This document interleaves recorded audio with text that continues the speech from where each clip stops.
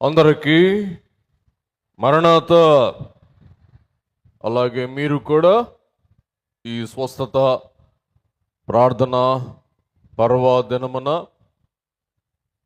మీ ప్రక్కనే నిన్న ఈవేళ అయ్యలు అమ్మలు కూర్చొని ఉంటారు. వారు మనల్ని పలకరిస్తే బాగుంటుంది, మనం వారిని పలకరిస్తే బాగుంటుందో బాగోదో అని భావిస్తూ ఉన్నవారు ఒకసారి మీ ప్రక్కన కూర్చున్న సక్కనమ్మకు సక్కనయ్యకు ముచ్చటగా ఒక మంచి మురిసే ముత్యాల సిరునవ్వుతో మరణం చెప్పుకోండి. మంచిది.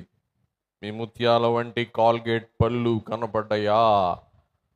సరే, దేవుని బిడ్డలారా, మహోత్సవములకు విచ్చేసిన యేసుక్రీస్తు ప్రభు యొక్క విశ్వాస భక్త జన సంగమా, పరమ వైద్యుడై ఉన్న క్రీస్తు యేసు ప్రభువు తన స్వస్థత గాయపడిన హస్తము చాచి మనందరికీ క్షేమ సంతోష ఆయురారోగ్యములు మిండుగా ప్రసాదించును గాక. ఆమేన్. కూర్చోండి. పిల్లరా, ఈ మహోత్సవములలో 3 ఉపదేశములు దేవుని కృపను బట్టి, అధికారుల యొక్క ప్రేమాభిమానములు బట్టి కలిగి ఉండగా 3 ప్రాముఖ్య అంశములు ఈ 3 దినములు ధ్యానం చేసుకుందాం. 4వ దినం రిపోర్ట్ తెలియచేయవలసి ఉంది. ఈ 3 దినాలు 3 అంశాలు భక్తునికి అవసరమై ఉన్న 3 వాసములు మనం ధ్యానం చేసుకుందాం. నిన్న మన ధ్యానం సహవాసం. ఈవేళ మన ధ్యానం విశ్వాసం. రేపు మన ధ్యానం ప్రోత్సాహం. ఈ 3 దినాలలో 3 అమూల్యమైన ఆత్మీయ గుణగణాలు మీరు సంపాదించుకొని ధన్యులుగా, భాగ్యవంతులుగా, దైవజనులుగా, దైవమానవులుగా రూపాంతరము చెంది మీ గృహాలకు వెళ్ళాలని ఆశిస్తూ ఉన్నాం. ముచ్చటగా 3 గోరు ముద్దలు చెప్పనందరూ ఒకసారి. సహవాసం. మీ స్వరం నేను వినాలి ఈవేళ. మీకు సాంబార్ బాగుంటే, కడుపు నిండా బడిగా తిని ఉంటే చెప్పండి. అలిగితే మడుగు చెప్పాకండి, మీ ఇష్టం. అలిగినోళ్ళు చెప్పరు, అలగనోళ్ళు చెప్తాడు. సహవాసం, విశ్వాసం, ప్రోత్సాహం, ఈ 3 విషయాలు ధ్యానం చేసుకుందాం. సమయం బహు ప్రశస్తం. మరి సమయానుకూలంగా పెద్దలు నాకు సమయం ఇచ్చాడు, కానీ నా బలహీనతే ఒక్కోసారి బ్రేక్ పడదు. బండికి బ్రేక్ లూజ్ అన్నమాట అండి. అది నా బలహీనత, మన్నించండి. వీలైనంత వరకు మరి చైన్ లాగి బండి ఆపటానికి ప్రయత్నం చేస్తాను ఈవేళ. చైన్ లాగినా బండి ఆపకపోతే ఏమనుకోబాకండి. దేవుని బిడ్డలారా, వాక్య ధ్యానములోనికి మనం వెళ్దాం. చిన్న ప్రార్థన చేసుకొని దేవుని సహాయం మనము కోరుకొని పరమ వైద్యుని యొక్క, రూఢి అయిన వైద్యుని యొక్క, శ్రేష్టమైన ప్రేమ గల వైద్యుని యొక్క సహాయ సహవాసములతో ఇది నా వాక్య ధ్యానం ఆరంభించుకుందాం. ప్రార్థన చేసుకుందాం. పరలోక పరమ వైద్యుడవై ఉన్న యేసుక్రీస్తు ప్రభువా, దైవజనుడు మాకు తెలియచేసిన రీతిగా రోగులను కొందరిని చూచి బాగు చెయ్యను అని అనలేదు. దేవా, వారి రోగములు మీరు తీరది పరికించి మరలా బాగు చెయ్యను అని అనలేదు. రోగ నివారము కొరకైనా యోగము మీరు చెప్పలేదు. తద్వారా యోగయోగుల మించు పరమారూఢి అయిన యోగి అని రుజువు కొన్న యేసు క్రీస్తు ప్రభువా, ఈ స్వస్థత ప్రార్థన పర్వదినమున మా అందరి విశ్వాసమును బలపరచుటకు మీ విశ్వాస వాక్యమును మాకు అందించి మీ ఆత్మ చమురు ద్వారా మా విశ్వాస వెలుగును ప్రకాశింపచేసి మేమందరం విశ్వాస యోధుల వలె ఈ సభలో నుండి మా గమ్యములకు సాగి వెళ్ళగల కృప దయచేయమని ప్రార్థిస్తున్నాం ప్రభువా.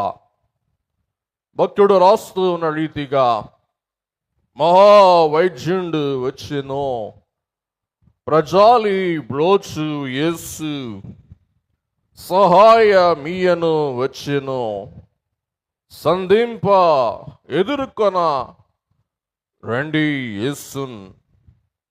మాధుర్యంపు నామము యేసు నామము, మోదమిచ్చు నామము యేసు నామము, వేదవాక్య సారాంశము యేసు, దివ్య యేసు. ఈలాగున దేవా, పరమ వైద్యుడవై ఉన్న మీ యొద్దకు వినండి గొర్రె పిల్లను, విశ్వాసముంచుండి యేసును ఘనముగా స్తుతించండి, మనమొప్పంగా యేసును మహిమపరచండి అని అంటూ ఈ రమ్యమైన యేసునామము అనంచున్ మన భీతి అంతటిని, ఎవరిని అనగా శరణ్యులైన వారిని ఆదరించు ప్రీతిగల నామం యేసు నామం.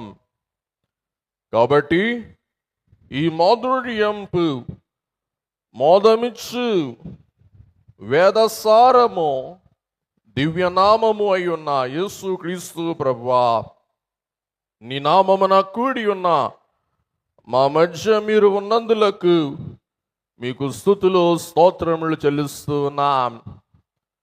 దేవా, రోగులైన వారు మీ చెంత చేరగా రోగులైన వారిని రౌద్రముతో మీరు గద్దింపక, ఆగ్రహముతో వారిపై మీరు కోపింపక, ప్రేమ దయా వాక్కులతో మీ యొద్దకు వచ్చిన ప్రతి రోగిని సంధించిన యేసు క్రీస్తు ప్రభువా, రక్తస్రావ కోమలి అనబడిన రోగి మీ యొద్దకు వచ్చి మీ అంగి అంచు ముట్టి దేవా, విస్మయముతో భయముతో నింపబడి ఉన్న సమయాన్న మా ప్రభువా ఆ రోగిని పరికించి, కుమారి ధైర్యముగా ఉండుము, నీ విశ్వాసము నిన్ను బాగు చేసినని చెప్పి ఆమె రోగమును బట్టి, ఆమె మీ అంగీ ముట్టుటను బట్టి మీరు గద్దింపక ప్రేమతో మోదము చూపిన ప్రభువా మీకు స్తోత్రం. అలాగే పక్షవాయువు గల వారిని మోకులతో మంచమును కట్టి పైకప్పు విప్పి మీ ఎదుట దింపిన సమయాన్న, కుమారుడా నీ పాపములు క్షమింపబడి ఉన్నవి, ధైర్యముగా ఉండు అని పక్షవాయువు గల వానితో చెప్పి నీ పరిపెత్తుకుని నడువుము అని ఆజ్ఞాపించిన యేసు క్రీస్తు ప్రభువా, ఈవేళ అట్టి ధైర్యమును, అటు విశ్వాసమును, అట్టి ఓదార్పును మాకు దయచేయమని ప్రార్థిస్తూ ఉన్నాము స్వామి. అలాగే తన కుమార్తెను పోగొట్టుకున్న యాయీరును మీరు వీక్షించి, యాయీరు విశ్వాసం మాత్రం ఉంచుము, నమ్మిక మాత్రం ఉంచుము అని సమాజ మందధికారితో సెలవిచ్చి తినదానాలెమ్ము అని ఆ యవనురాలను లేపిన యేసు క్రీస్తు ప్రభువా మీకు స్తోత్రములు చెల్లిస్తూ ఉన్నాం. అందుని నీ దాపుకు చేర్చుకొని దేవా నీ విశ్వాసము చొప్పున నీకు దృష్టి కలిగినదని సెలవిచ్చి వానికి దృష్టి భాగ్యము దయచేసిన దేవా మీకు స్తోత్రం చెల్లిస్తూ ఉన్నాం. ఇలాగున ప్రేమ ఒలుకు నీ అమూల్యమైన వాక్కులు ఈవేళ ఈ మహోత్సవ పందిరిలో చేరిన మా అందరికీ వినిపింప చేయుమని, మా విశ్వాసమును వికసింప చేయుమని, మాలో ఉన్న విశ్వాసమును పెళ్ళగించి వేయమని ప్రార్థిస్తూ ఉన్నాం ప్రభువా. దయగల తండ్రి, ఈ పర్వదినమున, ఈ సోమవార దినమున మేమందరం యేసు స్వామి మీ వారముగా మీ చెంత చేరి ఉన్నాం కాబట్టి మరి ఒకసారి నీ వాక్యము ద్వారా మమ్ము బలపరచి మా జ్ఞానమును వెలిగించి నీ వాక్య సత్యముల ద్వారా మా హృదయమును సంతోషముతో ఉత్సాహముతో నింపి, ఎలియా నీ ముందు బహు ప్రయాణమున్నది కాబట్టి లిమ్ము, రొట్టెను భుజించుము, బుడ్డిలోని నీడు త్రాగుము అని దూత ద్వారా ఏలియాకు సెలవిచ్చిన యేసు క్రీస్తు ప్రభువా, ఈవేళ మా ముందున్న ఈ 2025 సంవత్సర పరుగు పందెములో మీరే మాకు తోడై ఉండి, మీరే మాకు ఆదరణకర్త అయి ఉండి మమ్ము బలపరచి, మమ్ము దృఢపరచి మా ముందున్న విశ్వాస ప్రయాణమును మీరు చేపట్టి నడిపించుమని యుగ పురుషుడును మన ప్రభువును మన రక్షకుడునై ఉన్న క్రీస్తు యేసు ప్రభువు దివ్య నామమున వినయముతో వేడుకొని ప్రార్థిస్తూ ఉన్నాం మా పరమ తండ్రి, ఆమేన్. పరమ వైద్యుడైన యేసు క్రీస్తు ప్రభువు తన ప్రభావ హస్తమును చాచి మనలందరినీ తాకి తన ప్రభావ హస్త తాకిడి ద్వారా శరీర ప్రాణాత్మలకు మిండైన ఆరోగ్య క్షేమ సంతోష సమాధానములు సంప్రాప్తింపచేయును గాక, ఆమేన్. అందరికీ మరొకసారి మరణాత. కూర్చుందాం. దేవుని బిడ్డలారా, ఈవేళ దైవజనుని కొన్ని మాటలు ఆరంభములో మనం ధ్యానం చేసుకుంటూ ఈవేళ పాఠములోనికి మనం ప్రవేశింపక ముందు రోగమును గూర్చి, ఆరోగ్యమును గూర్చి మన మనస్సులలో ఉన్న కొన్ని సందేహములు నివృత్తి చేసుకున్నట్లు కొన్ని మీ మనస్సులో ఉన్న ప్రశ్నలకు పరిష్కారము తెలియచేసి ఈవేళ పాఠములోనికి వెళ్ళాలని నేను ఆశిస్తూ ఉన్నాను. దైవజనులు చక్కని స్వస్థతకు సంబంధించిన 3 మాటలు సెలవిచ్చారు. మొదటి మాట రోగి, రెండవ మాట భోగి, మూడవ మాట యోగి. రోగి అనగా రోగముతో బాధపడుతూ ఉన్నవాడు. ఈ రోగి తన రోగం నయము చేసుకున్నప్పుడు ఈ రోగి ఏమవుతాడంటే భోగి అవుతాడు. భోగము అంటే సంతోషం. అబ్బా నీకెంత మంచి భోగం వచ్చిందిరా అంటారు. భోగం అంటే భాగ్యం, ఆనందం, క్షేమకరమైన ఉన్నత స్థితి భోగం. దేవుని బిడ్డలారా, రోగి స్వస్థత పొంది భోగిగా మారి భోగిగానే ఉండిపోకూడదు. భోగిగా మారిన రోగి విశ్వాసములో బలపడి ప్రభు యొక్క సహవాసములో పెంపొంది ప్రభువులో వేరుపారి ప్రభువులో నిలిచి ఉండి దైవ సన్నిధిలో ఇంకను ఎదిగి ఫలించి యోగిగా మారాలి. యోగి అంటే భక్తుడు, యోగి అంటే జ్ఞానోదయము గలవాడు అని అర్థం. ఉదాహరణకు భోగి అను మధ్య స్థానములో ఉన్న ఈ భక్తుడు యోగిగా మారకపోతే భోగిగా ఉన్న కొంతకాలానికి మరలా రోగిగా మారిపోయే దుస్థితి కలుగుతుంది.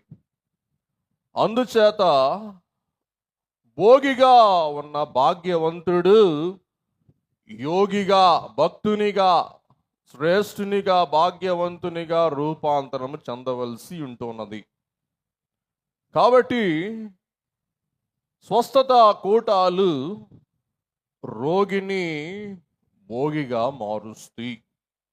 అందుకే దైవజనులు అన్నారు, సోమవారం మందు జరిగే స్వస్థత కూటాలు లేక దైవ అభిషక్తులు ఆయా సమయాల యందు జరిగించే స్వస్థత ప్రార్థన కూటాలు శరీర ఆరోగ్యానికి దోహదపడతాయి. శరీర ఆరోగ్యానికి అవి కారణాలై ఉంటూ ఉన్నాయి. శరీర స్వస్థత దయచేయు సాధనమే స్వస్థత కూటం. అలాగే భోగిగా ఉన్న వారిని యోగిగా మార్చగలిగినది ఆదివార దైవారాధన, ఆదివార దైవ సహవాసం, ఆదివార దేవుని మందిర ఆరాధన సమయం, అలాగే శుక్రవార వ్రతదిన ప్రార్థనలు. ఇవన్నీ భోగిని ఏం చేస్తాయంటే యోగిగా మారుస్తాయి. ఈ భోగి అయిన వాడు అమ్మయ్య నా రోగం బాగైపోయింది ఏం పర్వాల అనుకొని ఒక మెట్టు పైకి ఎక్కకపోతే భోగిగా ఉన్నవాడు కాలక్రమమున మరలా రోగం అంటించుకొని మరలా మెట్టు దిగిపోయే దుస్థితి కలుగుతుంది. అందుచేత దైవ సన్నిధి, దైవ సహవాసం, దైవ మందిరం, దైవ సన్నిధి భోగిని యోగిగా మార్చే సాధనాలై ఉంటూ ఉన్నాయి. దేవుని బిడ్డలారా, ఈ సమయమందు మీరందరూ మరలా మీ సెల్ ఫోన్స్ రెడీ చేసి పెట్టుకుంటే మీ సెల్ ఫోన్స్లో నుండి కొన్ని ముఖ్యమైన అంశాలు చక్కగా మీరు స్నాప్ షాట్స్ తీసుకొని మీ వీలున్నప్పుడల్లా మీరు గృహాలలో వాటిని ధ్యానం చేసుకోవచ్చు. మొదటి అంశం ఏమనగా రోగమునకు గల కారణములు. ఎందుకు మానవునికి రోగం కలుగుతుంది? మానవునికి రోగం ఎందుకు వాటిల్లుతుంది? రోగమునకు కారణములు. దేవుని బిడ్డలారా, అనుకుందాం. ఉదాహరణకు ఇక్కడ పెట్టే ఆహారం మీకు నచ్చక బయటకు వెళ్ళి ఏ పకోడియో, ఏ చికెన్ బిర్యానీయో ఏదో తింటారు నోరారిపోయిందని చెప్పి తిని వచ్చి రాత్రి చక్కగా పట్టా మీదో దుప్పటి మీదో పండుకుంటాడు. పండుకున్నాక లోపల తబలా మోత స్టార్ట్ అవుద్ది. తబలా మోగుతుందా? గుడ్ అని చూడండి, లోపల తబలా మోత డుమ్టుక్ డుమ్టుక్ డుమ్టుక్ డుమ్టుక్. అదిగో లోపల వస్తుంది ఈ మోత. చాలు చాలు నాన్న, థ్యాంక్ యూ. లోపల వస్తుంది ఈ మోత. వెంటనే మన మనస్సు ఖరాబ్ అవుద్ది. అయ్యయ్యో అయ్యయ్యో, ఏం తిన్నా ఏమైంది, ఏం పాపం చేశా. చూసారా? ఎందుకు ఈ మాట చెప్తున్నానంటే రోగము రాగానే మనకు కలిగే తలంపు ఏం తప్పు చేశా, ఎక్కడ తప్పు చేశా, ఎక్కడ పొరపాటు చేశా, సహజంగా మానవునికి కలిగే ఆలోచన. కాబట్టి రోగానికి మొదటి కారణం పాపం, పాప ఫలితం. వాక్యాలు చదివించలేండి, ఈవేళ చాలా ఉపదేశం మీకు అందించవలసి ఉంది. రెఫరెన్స్లు చూసేసుకోండి, రాసుకోండి, ఇంటికి వెళ్ళి ధ్యానం చేసుకోండి. రెండవ కారణం అపవిత్రత లేక పర్యావరణ అశుభ్రత, మాలిన్య పర్యావరణం. కరోనా మనకు శుద్ధ బుద్ధులు నేర్పిందనమాట అండి. మనం శుద్ధిగా ఉండాలా, మన ఇల్లు వాకిళ్ళు శుద్ధిగా ఉండాలా, మనం కడుక్కునే ముందు శుద్ధిగా చేతులు కడుక్కొని భోంచెయ్యాలా. ఇవన్నీ నేర్పించింది ఈ కరోనా వ్యాధి. కాబట్టి మాలిన్య పర్యావరణం బట్టి కలిగే రోగములు. మూడవది దేవుని అనుమతిని బట్టి వచ్చే రోగాలు. విశ్వాస పరీక్ష. అంతరంగ భక్తి జీవితమును దేవుడు శోధిస్తూ కొన్ని రోగాలకు దేవుడే సెలవిస్తారు. మనలో ఉన్న దుర్నీతి తొలగించి, మనలో ఉన్న స్వనీతిని పరిహరించి, మనకు నీతి, మరి ముఖ్యముగా సునీతి దయచేయున్నట్లు యోబు భక్తునికి ఎలాగూ దేవుడు సాతానుకు సెలవిచ్చి యోబు భక్తి విశ్వాసమును రుజిన మూర్తి ఎదుట రుజువు చేశాడో, అలాగున దేవుడు మన జీవితంలో శ్రమలు పంపించి మన భక్తి జీవితమును శోధించి రుజువు చేసుకుంటారు. మన భక్తి సద్భక్త్యా, మన భక్తి తాత్కాలిక భక్తియా అని. మూడవది మనం చూసినట్లయితే నెక్స్ట్, దేవుడు దురాత్మలను ఒక్కోసారి పంపిస్తూ ఉంటారు. ఇదే యోబు విషయంలో జరిగిందనమాట అండి.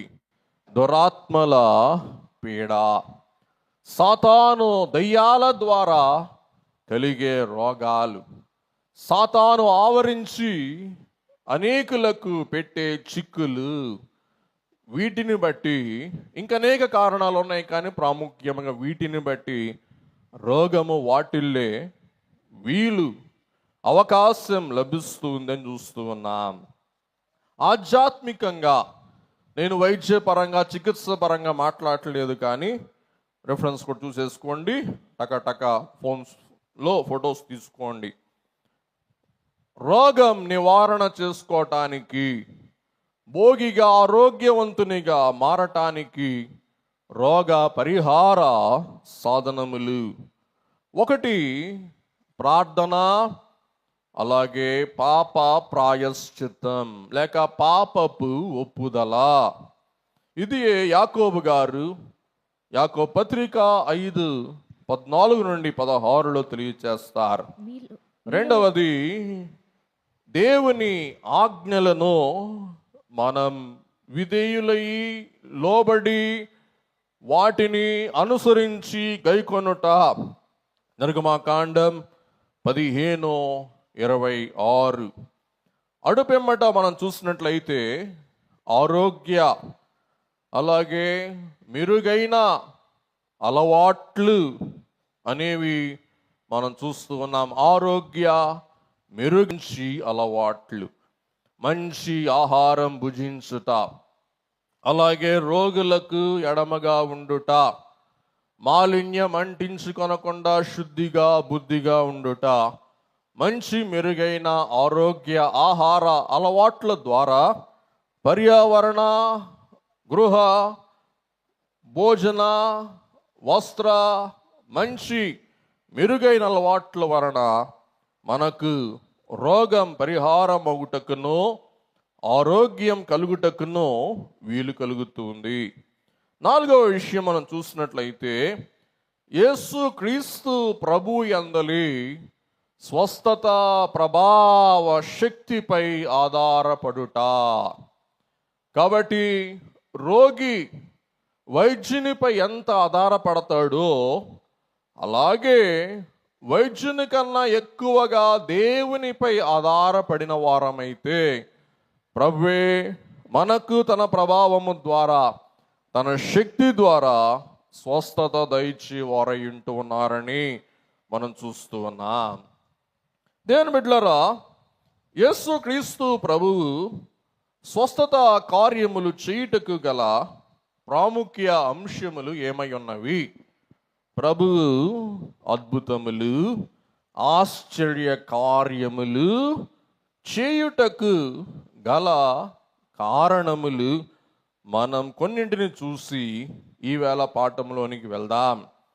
నెంబర్ 1, తాను దేవుని కుమారుడనని రుజువు చేసుకున్న నిమిత్తం యేసుక్రీస్తు ప్రభువే అద్భుతములు ఆశ్చర్య కార్యములు జరిగించిన వారై ఉంటూ ఉన్నారు.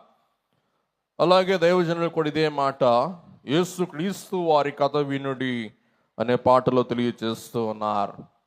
రెండవది మనం చూసినట్లయితే దేవుని రాజ్యమును గూర్చి బోధించుటకు మరియు ప్రవచన వాగ్దానములన్నీ ప్రభువులో నెరవేరి ఉన్నవి అని రుజువు చేయుటకు యేసుక్రీస్తు ప్రభువే అద్భుతాలు ఆశ్చర్య కార్యములు చేసి ఉండుట మనం గ్రహిస్తూ ఉన్నాం. రిఫరెన్స్ స్నాప్ షాట్ తీసేసుకోండి, గబగబా ముందుకు వెళ్ళిపోదాం. నెక్స్ట్, ఒక ఫోటో కొట్టుకునే అంత టైం పెడతాం, చక్మని ఫోటో తీసేసుకోవటం, టక్మని పీపీటీ ముందుకు వెళ్ళిపోవటం. అట్లయితే తప్ప ఈవేళ వాక్యం పరిపూర్తి కాదు. మూడవ అంశం, దయా కనికరములు చూపుటకు మరియు ప్రజల యొక్క అక్కరలు అవసరతలు తీర్చుటకు ప్రభు అద్భుతములు ఆశ్చర్య కార్యములు చేసిన వారై ఉన్నారని వాక్యం తెలియచేస్తూ ఉంది. వాక్యాలు నెక్స్ట్ నాలుగవది, తనను వెంబడించు వారి విశ్వాసమును బలపరచుటకు. మనం చూస్తాం యేసుక్రీస్తు ప్రభువే మొట్టమొదటి అద్భుతం కానా వివాహములో జరిగించటను బట్టి ఆయన శిష్యులు ఆయన యందు విశ్వాసం ఉంచిరి. ప్రభువే అంటారు, మీరు అద్భుతములు చూస్తే తప్ప ఎంత మాత్రము నమ్మరు. కాబట్టి ప్రభువు సూచనలు, అద్భుతములు, మహత్కార్యములు చేయుట ద్వారా తన మహిమను రుజువు చేసుకునుట మనం గ్రహిస్తూ ఉన్నాం. నెక్స్ట్, ప్రభువునకు సృష్టి పైన, మానవ జీవం పైన, మరణానికి ఆధారమై ఉన్న సాతాను పైన, సాతాను తెచ్చిన రోగం పైన, మరణం పైన అధికారం కలదని ప్రభువు అద్భుతముల ద్వారా, ఆశ్చర్యముల ద్వారా రుజువు చేసుకున్నారు, రూఢి చేసుకున్నారు. నెక్స్ట్,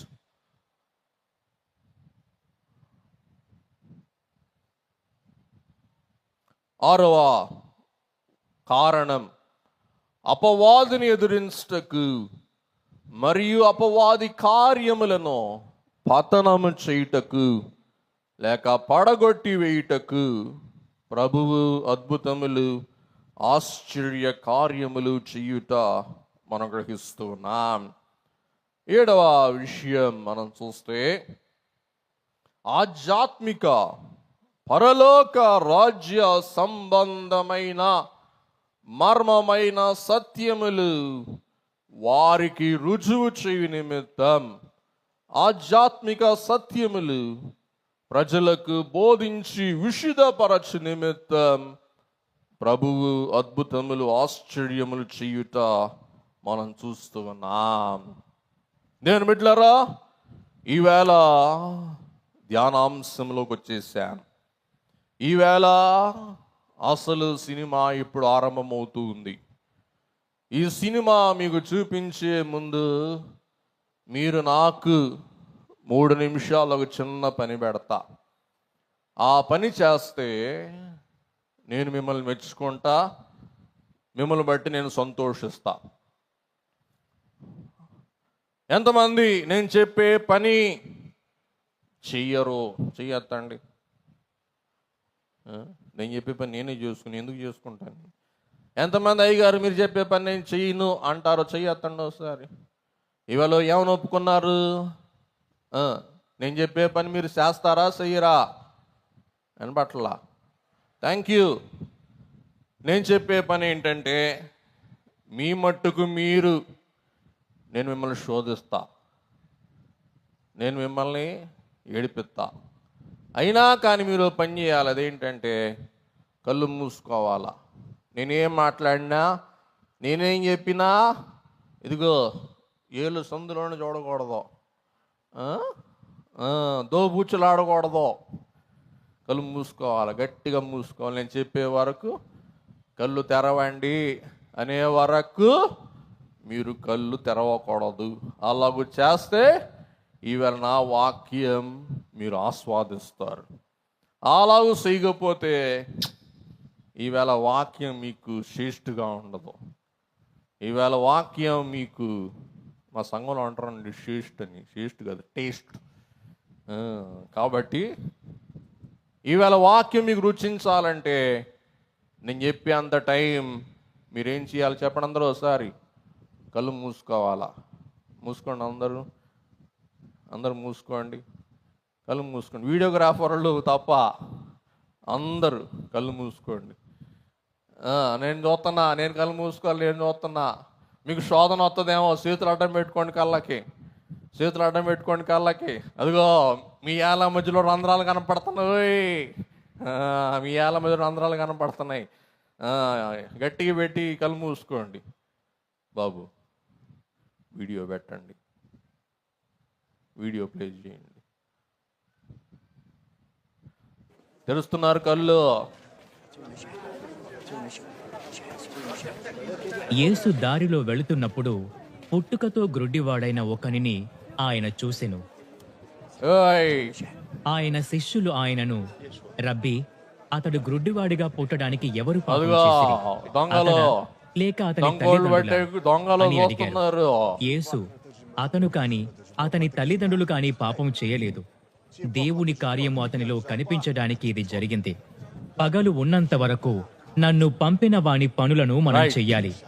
రాత్రి మంచోళ్ళు మీరే గెలిచాడు.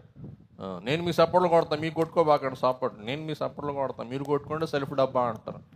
నేను కొడితే మెచ్చుకున్నట్టు అవుద్ది, మీరు కొడితే మీ మార్కును మీరు ఇచ్చుకున్నట్టు అవుద్ది అన్నమాట అండి. సరే, మంచివారు.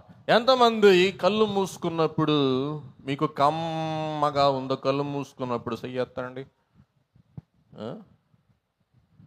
ఎంతమంది కళ్ళు మూసుకున్నా ఇబ్బంది లేదో చెయ్యొత్తండి. ఇబ్బంది లేదా? కళ్ళు మూసుకున్నా ఇబ్బంది అనిపించలేదా? నిద్రబోతుల్లాగా ఉన్నారు, తాగుబోతుల్లాగా ఉన్నారు. మీరెవరండి బాబు? చూసారా?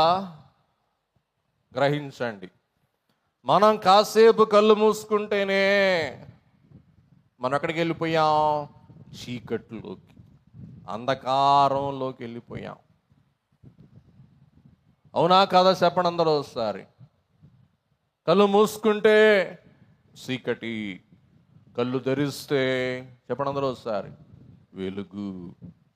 కాబట్టి పుట్టుక నుండి చీకట్లో జీవిస్తూ ఉన్న అంధకబోధి ఒక వ్యక్తి మనకు కనబడుతున్నాడు అనమాట అండి వాక్యములో. 3 నిమిషాలు కళ్ళు మూసుకుంటేనే, వెనకాల వీడియో పెడితేనే ఎప్పుడు చూద్దాం అని తప్పించిపోయారే.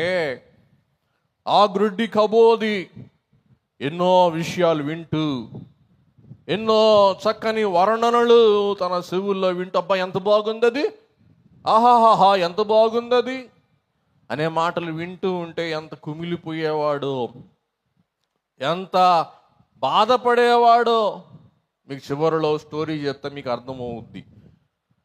కాబట్టి ఆ భక్తుడు అంటాడు, all creatures of our God and king అనే పాట ఒక గొప్ప భక్తుడు రాస్తూ అంటాడు, he gave us eyes to see them and lips that we might tell how great is God Almighty who has done all things well. వినండి, దేవుడు మన కనులకు వెలుగునిచ్చి, తన సృష్టిని వీక్షించి, తన మహత్తును ప్రచురపరచి, సమస్తమును దాని కాలమందు సక్రమముగా అమర్చిన దేవుని కొనియాడదాం అంటాడండి ఆ భక్తుడు. All creatures of our God and king అనే పాట చూసుకోండి. బహుశా తెలుగు భాషలో ఉందో లేదో నాకు తెలియదు.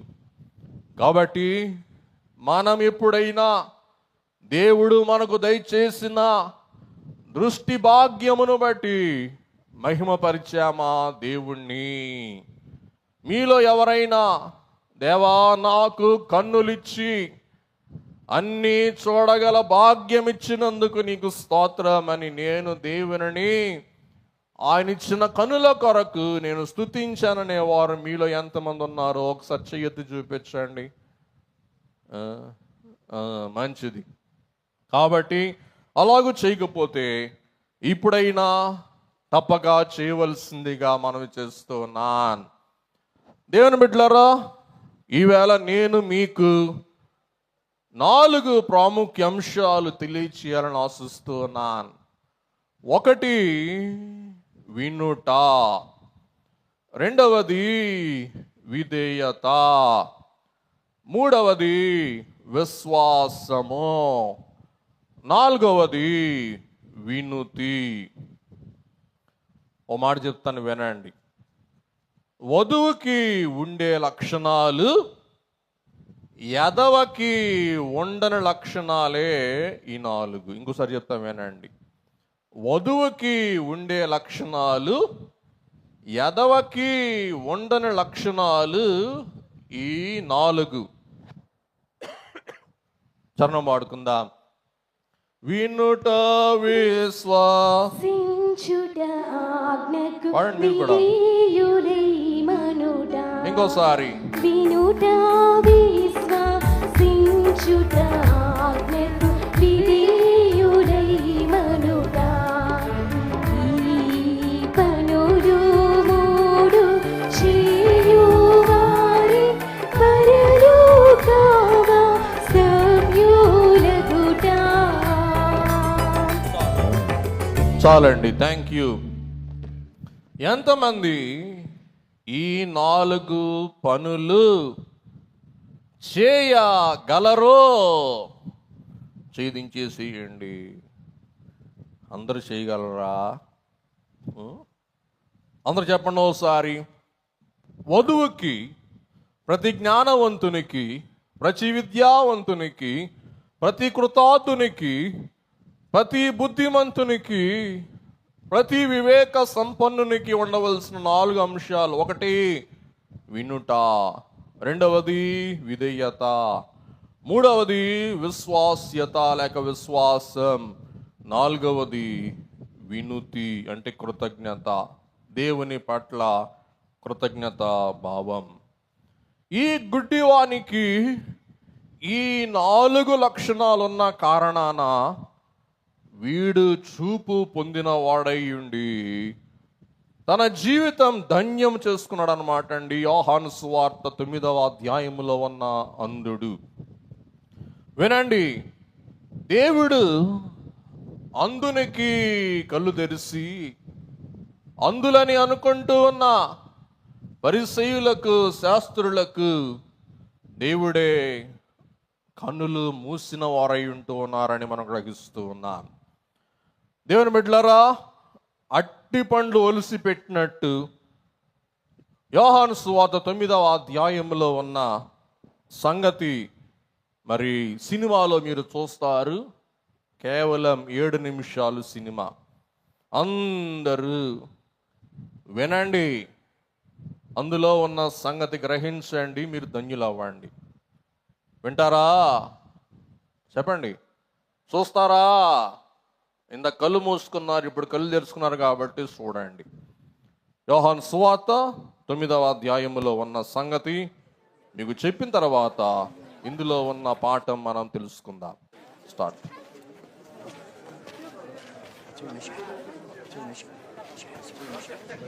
యేసు దారిలో వెళుతున్నప్పుడు పుట్టుకతో గ్రుడ్డివాడైన ఒకనిని ఆయన చూసెను. ఆయన శిష్యులు ఆయనను, రబ్బీ, అతడు గ్రుడ్డివాడిగా పుట్టడానికి ఎవరు పాపం చేసిరి, అతడా లేక అతని తల్లిదండ్రులా అని అడిగారు. యేసు, అతను కాని అతని తల్లిదండ్రులు కాని పాపం చేయలేదు. దేవుని కార్యము అతనిలో కనిపించడానికి ఇది జరిగింది. పగలు ఉన్నంత వరకు నన్ను పంపిన వాని పనులను మనం చెయ్యాలి. రాత్రి అవుతున్నది, అప్పుడు ఎవరూ పని చేయలేరు. అయితే నేను ఈ లోకంలో ఉన్నాను కనుక నేనే ఈ లోకమునకు వెలుగును అని చెప్పెను.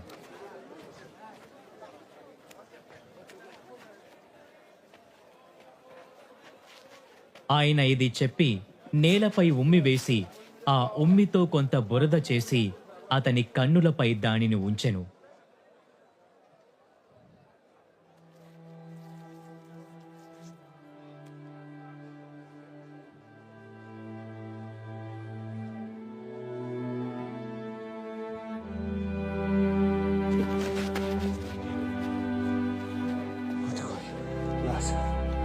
ఆయన అతనితో, వెళ్ళు, సిలోయము అనగా పంపబడిన అని అర్థం, కొలనులో కడుగుకో అని చెప్పెను.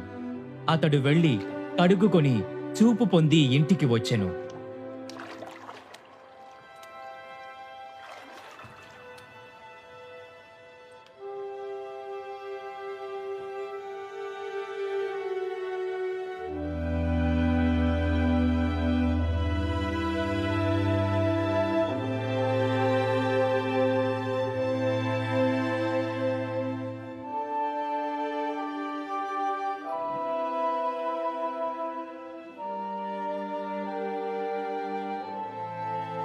అతని పొరుగువారు మరియు అంతకుముందు భిక్షగానిగా అతనిని చూసిన వారు, ఇక్కడ కూర్చుని భిక్షమడిగేవాడు ఇతడేనా అని అడిగారు. కొందరు అతడే అన్నారు, మరికొందరు కాదు, అతనిలా కనిపిస్తున్నాడు అన్నారు. అయితే అతడు గట్టిగా, ఆ వ్యక్తిని నేనే అన్నాడు. నీ కన్నులు ఎలాగు తెరవబడ్డాయి అని వారు అడిగారు. యేసు అని పిలువబడే ఒక వ్యక్తి కొంత బురదను చేసి దానిని నా కన్నులపై ఉంచి సిలోయముకు వెళ్లి కడుగుకొనమని చెప్పాడు. కాబట్టి నేను వెళ్లి కడుగుకున్నప్పుడు నాకు చూపు వచ్చింది అని అతడు చెప్పెను. ఆయన ఎక్కడ అని వారు అతనిని అడుగగా, నాకు తెలియదు అని అతడు చెప్పెను. ఒకప్పుడు గ్రుడ్డివాడైన అతనిని వారు ధర్మశాస్త్ర ఉపదేశకుల దగ్గరకు తీసుకువచ్చారు. యేసు బురద చేసి అతని కన్నులను తెరిచిన రోజు విశ్రాంతి దినము కాబట్టి నువ్వు చూపును ఎలా పొందావని ధర్మశాస్త్ర ఉపదేశకులు కూడా అతనిని అడిగిరి. అందుకు అతడు, ఆయన నా కన్నులపై బురదను ఉంచాడు, దానిని కడుగుకున్నాను, ఇప్పుడు నేను చూడగలుగుతున్నాను అని చెప్పాడు. ధర్మశాస్త్ర ఉపదేశకులలో కొందరు, ఈయన విశ్రాంతి దినమును పాటించడం లేదు కాబట్టి ఈయన దేవుని నుండి రాలేదు అన్నారు. అయితే కొందరు, ఒక పాపి అటువంటి అద్భుత కార్యములను ఎలా చేయగలడు అని అడిగారు. కనుక వారిలో భేదం ఏర్పడింది. చివరికి వారు గ్రుడ్డివానితో, నీ కన్నులను తెరిచిన ఆయన గురించి నువ్వు ఏమి చెబుతావు అని అడిగినప్పుడు అతడు, ఆయన ఒక ప్రవక్త అన్నాడు. అయితే యూదులు అతడు గ్రుడ్డివాడని చూపు పొందుకున్నాడని నమ్మలేదు గనుక అతని తల్లిదండ్రులను పిలిపించారు. వారిని, ఇతడు మీ కుమారుడా? పుట్టుకతో గుడ్డివాడైన అతడు ఎలాగున ఇప్పుడు చూచుచున్నాడు? మీరు చెప్పింది ఇతని గురించేనా అని అడిగారు. అతడు ఎలాగున ఇప్పుడు చూచుచున్నాడు? అందుకు వాని తల్లిదండ్రులు, ఇతడు మా సొంత కుమారుడే, ఇతడు పుట్టుకతో గ్రుడ్డివాడని మాకు తెలుసు. అయితే అతడు ఇప్పుడు ఎలా చూస్తున్నాడో లేదా ఎవరు అతని కన్నులను తెరిచారో మాకు తెలియదు. అతనిని అడగండి, అతడు పెద్దవాడయ్యాడు కనుక తన గురించి తానే చెబుతాడు అని అన్నారు. అతని తల్లిదండ్రులు యూదుల నాయకులకు భయపడి అలా చెప్పిరి. ఎందుకంటే యేసును క్రీస్తు అని అంగీకరించిన వారిని సమాజ మందిరం నుండి బయటకు వెలివేయాలని యూదా నాయకులు ముందుగానే నిర్ణయించుకున్నారు. అందువలననే అతడు పెద్దవాడయ్యాడు, అతనినే అడగండి అని ఆ తల్లిదండ్రులు అన్నారు. గతంలో గ్రుడ్డివానిగా ఉన్న అతనిని వారు మరలా రెండవసారి పిలిపించి, దేవుని మహిమపరచుము, ఆ మనుష్యుడు పాపి అని మాకు తెలుసు అన్నారు. అందుకు అతడు, ఆయన పాపి అవునా కాదా అనేది నాకు తెలియదు. నాకు తెలిసింది ఒక్కటే, గ్రుడ్డివాడినైన నేను ఇప్పుడు చూడగలుగుతున్నాను అని చెప్పాడు. అప్పుడు వారు అతనిని, ఆయన నీకు ఏమి చేశాడు? నీ కన్నులను ఎలా తెరిచాడు అని అడిగారు.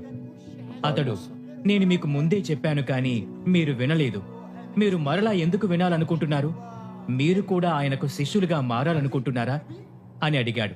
అప్పుడు అతనిని చాలా అవమానించి, నీవే వాని శిష్యుడవు, మేము మోషే శిష్యులం, దేవుడు మోషేతో మాట్లాడాడని మాకు తెలుసు, అయితే ఈయన ఎక్కడి నుండి వచ్చాడో కూడా మాకు తెలియదు అన్నారు. అందుకు అతడు, ఆయన ఎక్కడి నుండి వచ్చాడో మీకు తెలియకపోవడం ఆశ్చర్యమే, అయినా ఆయన నా కన్నులను తెరిచాడు. దేవుడు పాపుల మనవి వినడని మనకు తెలుసు, తన చిత్తమును చేయు భక్తుల మనవిని ఆయన వింటాడు. పుట్టుకతో గ్రుడ్డివాని కన్నులు తెరవబడ్డాయని ఎవరూ ఎప్పుడూ వినలేదు. ఆయన దేవుని నుండి రాకపోతే ఆయన ఏమీ చెయ్యలేడు అని చెప్పాడు. దానికి వారు, నువ్వు పుట్టుకతోనే పాపంలో ఉన్నావు, మాకు బోధించడానికి నీకు ఎంత ధైర్యం అని వానిని సమాజ మందిరము బయటకు త్రోసివేశారు.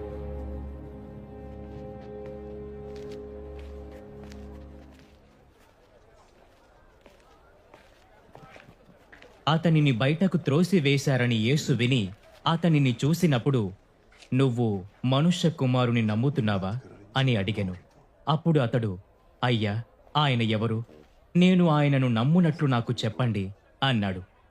యేసు, ఆయనను నీవు ఇప్పుడు చూస్తున్నావు, నీతో మాట్లాడుతున్న అతనే ఆయన అని చెప్పెను. అప్పుడు అతడు, ప్రభువా, నేను నమ్ముతున్నాను అని చెప్పి ఆయనను ఆరాధించెను. యేసు గ్రుడ్డివారు చూచును మరియు చూచువారు గ్రుడ్డివారు అవుతారు అనే తీర్పు కొరకు నేను ఈ లోకమునకు తీర్పరిగా వచ్చితిని అని చెప్పెను. అక్కడ ఉన్న కొందరు ధర్మశాస్త్ర ఉపదేశకులు ఆయన చెప్పిన ఈ మాట విని, ఏమి, మేము కూడా గ్రుడ్డివారమా అని అడిగారు. అందుకు యేసు, మీరు గ్రుడ్డివారైతే మీకు పాపము ఉండదు, కానీ చూస్తున్నామని మీరు ఇప్పుడు చెప్పితిరి కనుక మీ పాపము నిలిచి ఉంటుంది అని చెప్పెను. ప్రభువా, ప్రభువా, నేను విశ్వసించుచున్నాను. నేను మనుష్య కుమారుడవై ఉన్న నిన్ను ప్రభువని నేను విశ్వసించుచు ఉన్నాను. నీవు మనుష్య కుమారుడవు, నా ప్రభువుడవు. ప్రభువు అంటే నా యజమానుడవు.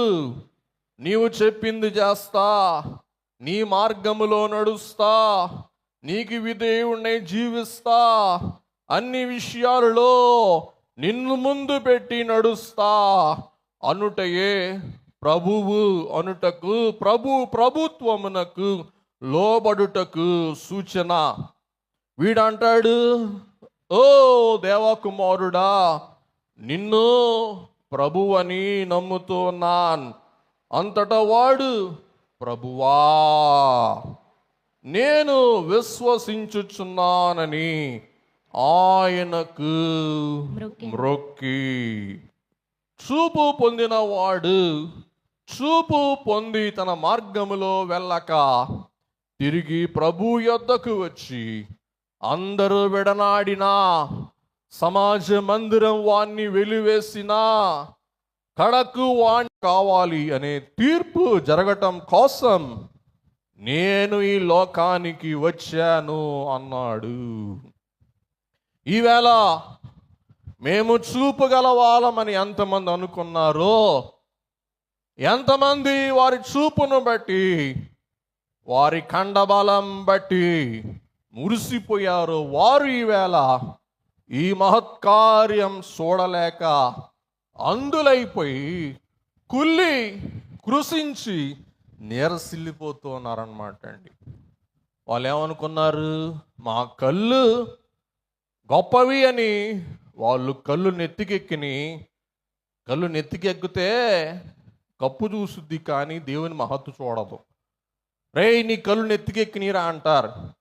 నెత్తికెక్కినోడి కళ్ళు ఏం కనపడుతుంది? కప్పే కనపడుతుంది కానీ కిందనోడు ఏం కనపడవు. అలాగూ నెత్తికెక్కిన వాళ్ళ కళ్ళు ఏమైపోయినాయి? ఈవేళ బైరుళ్ళు గమ్మిని. ఈ మహత్కార్యమును చూడటానికి వాళ్ళకి భాగ్యం లేక ఎంతమందో కుమిలిపోతున్నాడు. ఆ కుమిలే వారి వరుసలో మనలను చేర్చనందుకు దేవునికి, దైవజనునికి కీర్తి కలుగును గాక. అట్టి వారి అందుల వరుసలు మీరు చేరి మీ కనులు కూడా అంధత్వము కలిగించుకుని రాదు అని ప్రభు పేరట మీకు ఆనబెట్టుచు ఉన్నాను. 40వ వచనం, ఆయన దగ్గరలో ఉన్న పరిసయ్యులలో కొంతమంది ఆ మాట విని ఒప్పుకుంటున్నారు, మేము కూడా గుడ్డి వాళ్ళమేనా అని అడిగాడు. ప్రభు అంటారు, అవునయ్యా. అందుకు యేసు, మీరు గుడ్డి వారైతే మీకు పాపం ఉండేది కాదు. మీకు చూపు ఉండి మీరు నన్ను చూస్తూ ఉండి మీ మనస్సులు కఠినపరచుకొని మీ మనస్సులలో విశ్వాస నేత్రం కలిగి ఉండని కారణాన మీరు బాహ్య దృష్టి కలవారైనను మీరు మనోదృష్టి లేని వారు. మీ కనులకు నేత్రాలున్నాయి, అయినా కానీ మీ మనస్సుకు ఏమి లేవు చెప్పండి? మనోనేత్రాలు లేవు. కాబట్టి భక్తునికి ఉండవలసిన నేత్రం ఏ నేత్రం అండి?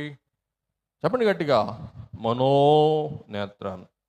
దేవుని బిడ్డలారా, ఈ సందర్భములో మూడు రకాల బోధకులు మనకు కనబడుతూ ఉన్నారు. గుర్తుపెట్టుకోండి, 3 రకాల బోధకులు. మొదటి రకం బోధకులు బోటకపు బోధకులు. రెండవ రకం బోధకులు నాటకపు బోధకులు. మూడవ రకం బోధకులు కీటకపు బోధకులు. మరి నన్ను గురించి అన్నారా అని దొంగల్లాగా భుజం తడుక్కున్న దొంగల్లా మీరు తడుముకున్నారంటే మీరే అవుతారు. నేను మిమ్మల్ని ఎవరి గురించి అనలా, నేను వాక్యం నుంచి చూపిస్తా. నన్నే అన్నారంటే నువ్వు దొంగవే అన్నమాట. నన్ను కాదు అన్నదనుకున్నావా, నువ్వు దొంగవు కాదన్నమాట.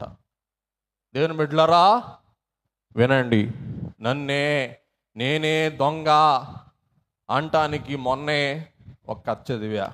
ఎందుకో జ్ఞాపకం వచ్చింది. నన్నే అంటున్నారని అనుకుంటారేమో, ఈ కథ చెప్తాను వినండి. అనూహ్యంగా జ్ఞాపకం వచ్చింది, వినండి. ఒక ఇంట్లో ఒక దొంగబడి బంగారం దోచుకున్నాడు అండి. ఆ కాలపు రాజు దగ్గరకి అనుమానస్తులందరిని తీసుకొచ్చారంటండి. అనుమానస్తులు తీసుకొచ్చి, రాజుగారు మీరేం న్యాయం చేయండి, ఇంట్లో వీళ్ళందరూ ఉంటారు, వీళ్ళు ఎవరో ఒకరు దొంగ, వీడు దొంగతనం చేసాడు, ఎవరో చూసి మాకు పోయిన వస్తువు ఇప్పించి మాకు న్యాయం చేయడం. ఎట్లా న్యాయం చేస్తాడు? అవేళ సీసీ కెమెరా ఏమైనా ఉందా? ఏమీ లేవు. ఆ రాజు దగ్గర తెలివైన మంత్రి ఉన్నాడంటండి.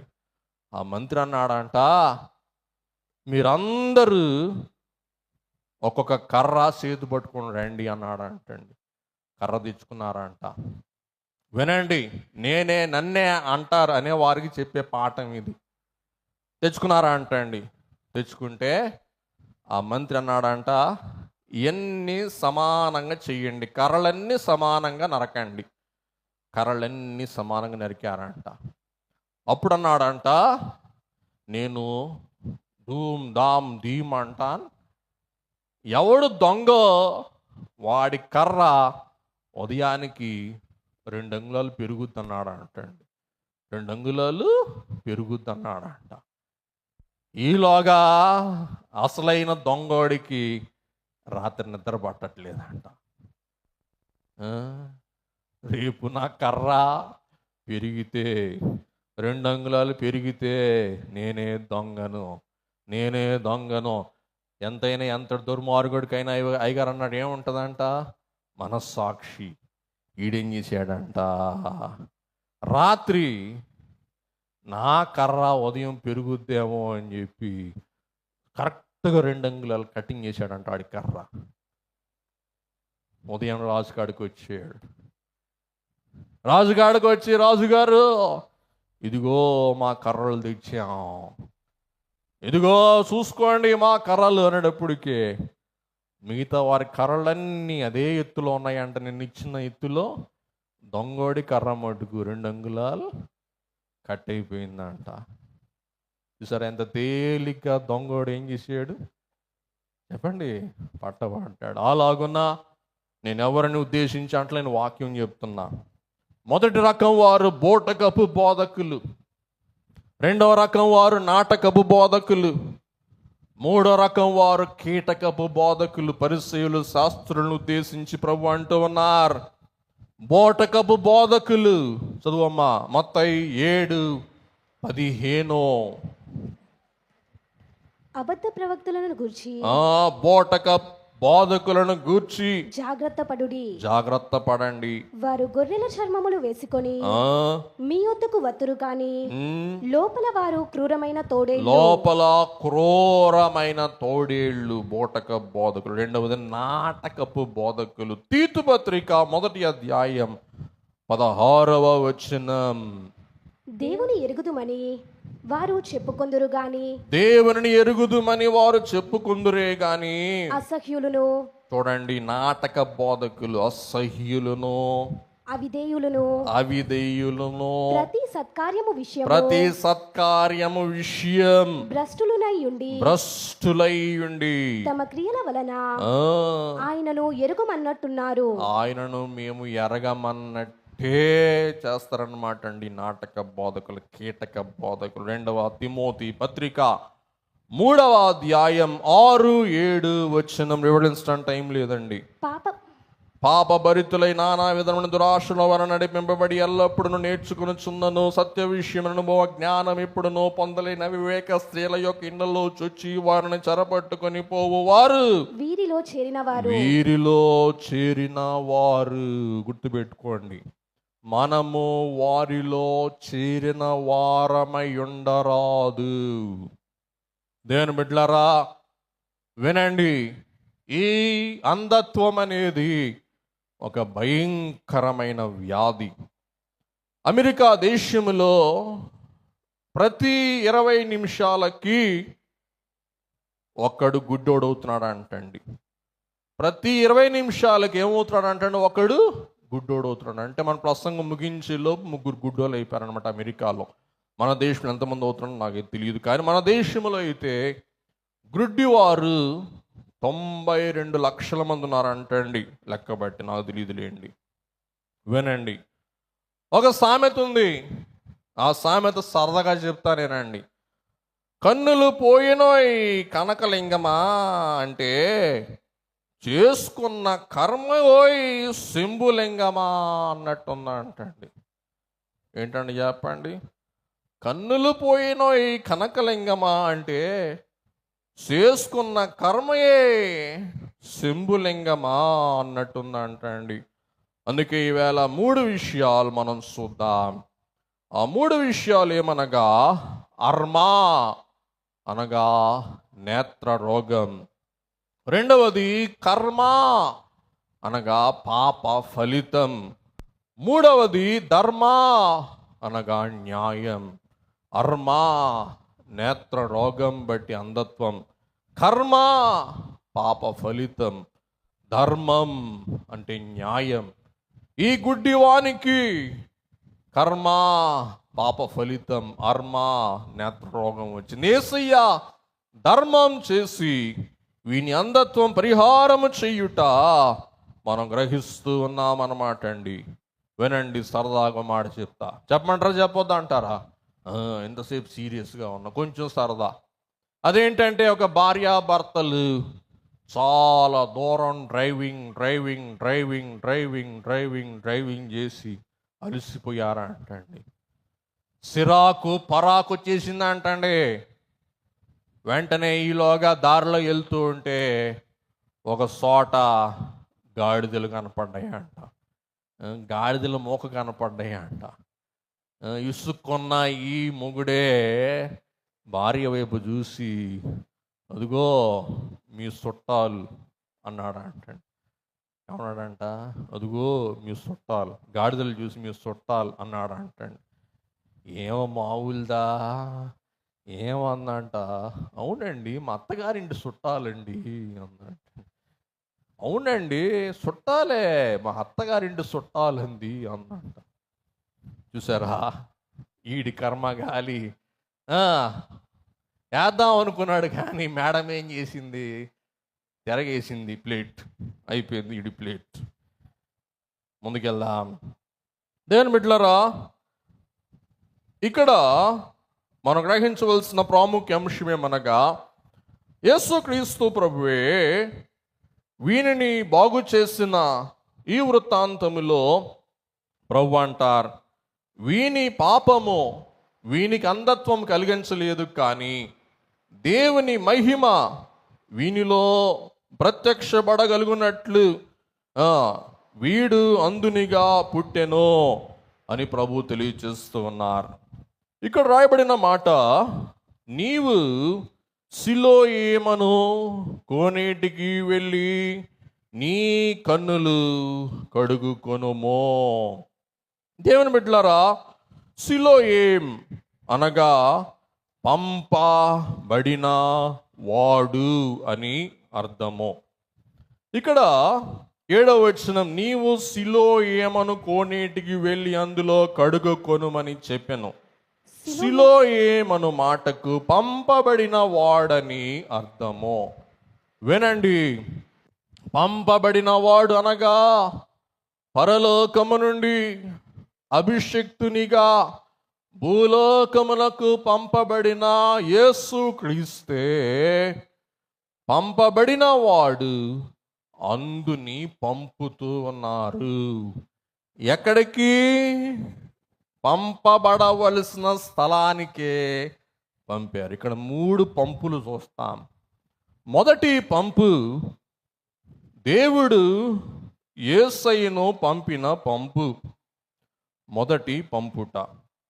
రెండవ పంపుట పైనుండి భూలోకానికి పంపబడిన యేసు ప్రభువే గుడ్డివాణ్ణి పంపాడు. ఎక్కడికి పంపారంటే సిలోయేమను కోనేటికి పంపాడు. సిలోయేమంటేనే పేరు పంపబడిన వాడు. యేసయ్య అందులైన పరిసయ్యులకు శాస్త్రులకు ముమ్మాటికి చెప్పే మాట, నేను పంపబడ్డవాడని, నేను పంపుతున్నాను పంపవలసిన చోటకి.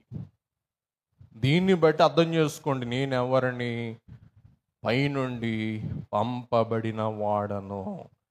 ఇవన్నీ మనకు పంపబడిన వాడు యేసు క్రీస్తు ప్రభువు అని రుజువు చేయుటకు యోహాన్ భక్తుడు ఈ సువార్త రాసి ఎంతో గర్వముగా అంటాడు, నేను రాసే ఈ సువార్తకు కారణభూతుడైన ప్రభువే దేవకుమారుడు, పంపబడ్డవాడు అని ఒక్క నుంచి తెలియచేస్తూ ఉన్నారు.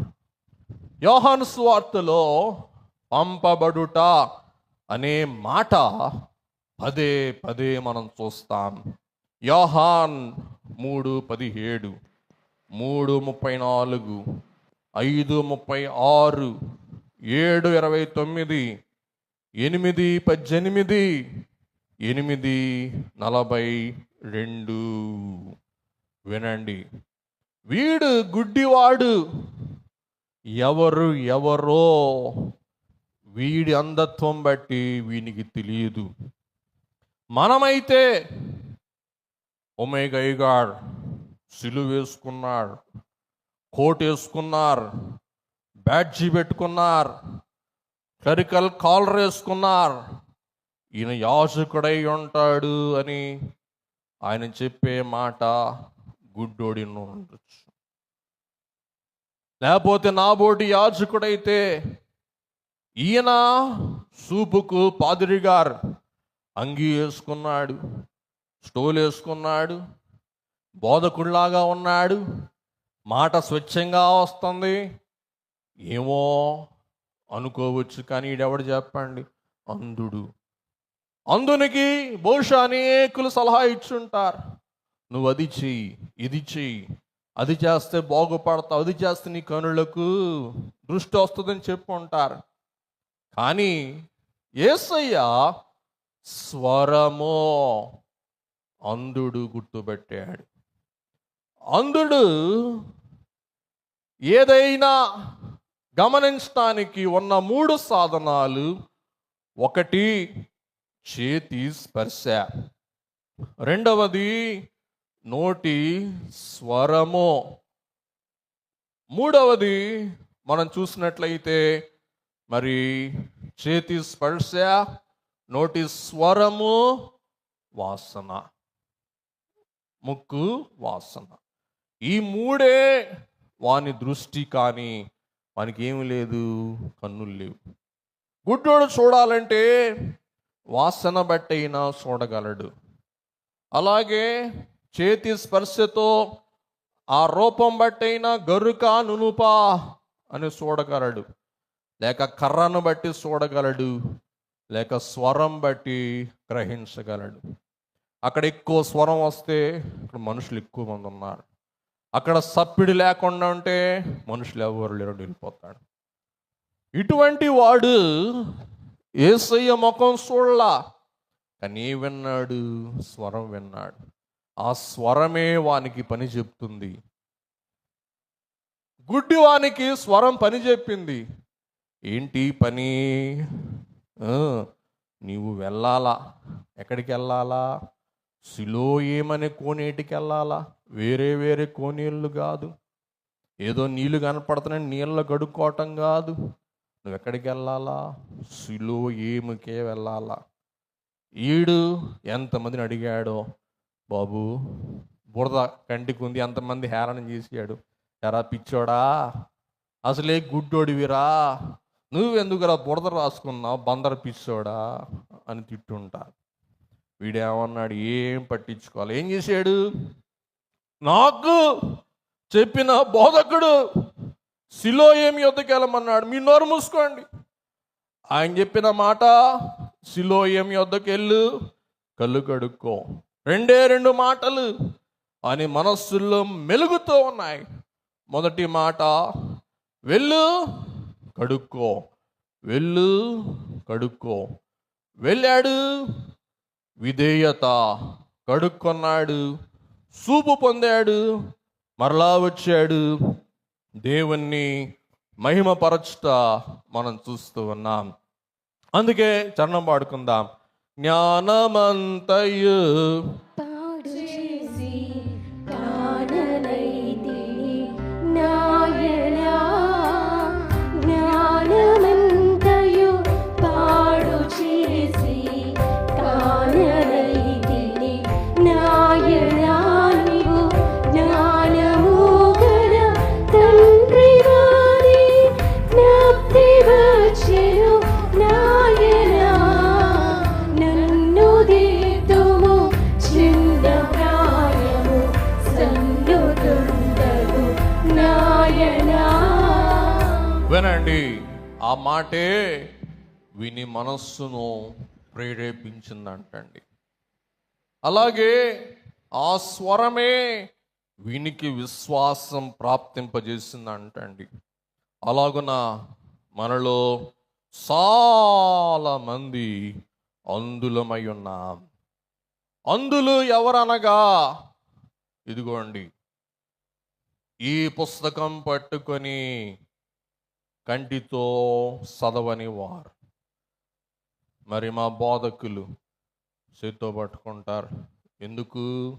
ఇది పట్టుకుంటేనే సందా వస్తుంది, ఇది పట్టుకోకపోతే ఏమి రాదు, సందా రాదు. అందుకే చూడండి, మహాసభలలో వాటరే ఉంది కానీ మ్యాటర్ కనపట్ల. మ్యాటర్ లేదంటే ఏం లేదు వీడి దగ్గర, బైబిల్ లేదన్నమాట. మీరు ఆలోచించండి, ఇన్ని పనులు చక్క పెట్టుకొని మళ్ళీ బోధ చేయాలా, మళ్ళా కూర్చోవాలా, మళ్ళీ రేపు ఇంకో ప్రసంగం సిద్ధపడాలా. మరి మేమంతా సిద్ధపడాలా? మహానుభావులు చక్కగా అన్ని నోటికాడగా తీసుకొచ్చి నోట్లో పెట్టడమే కరువు. అయినా కానీ మ్యాటర్ లేదు, అంతా వాటరే. అంటే ఏం లేదు చెప్పండి, ఈ సారము లేదన్నమాట అండి. గమనించండి దేవుని బిడ్డలారా, దేవుని వాక్యం మన జీవితానికి అన్వయించుకొనకపోతే మనమే అంధులం. గమనించండి, తెలివై జ్ఞానమున్న వారు అనుకుంటాం కానీ మనం అంధులం. వినండి, ఇటాలిక్ రోమా వారు ఒక విషయాన్ని నమ్ముతారు. అదేమనగా నోమెం ఎస్తోమెం. ఇంకోసారి చెప్తాను, నోమెన్ ఎస్తోమెన్ అంటే నామము ఒక వ్యక్తికి ఒక చిహ్నం అంటండి. పేరే ఒక వ్యక్తికి ఆధారం. ఆ పేరును బట్టి వాడు ఏమవుతాడు? గొప్పవాడు అవుతాడు. గమనించండి, ఏమనుకోబాకండి. బయల్ మిషన్లో ఈవేళ నాతో 3 శామ్యుయల్ గారు ఉన్నాడు ప్రెసిడెంట్లుగా. పేరు బలం, చూసారా? అలాగున రోమియోలు ఈ మాట బాగుగా నమ్మువారై ఉంటూ ఉన్నారు. ముఖ్యమైన మాట, యేసు ప్రభు అంటారు, నేను ఈ లోకములో ఉన్నప్పుడు నేను లోకానికి ఏమై ఉన్నాను?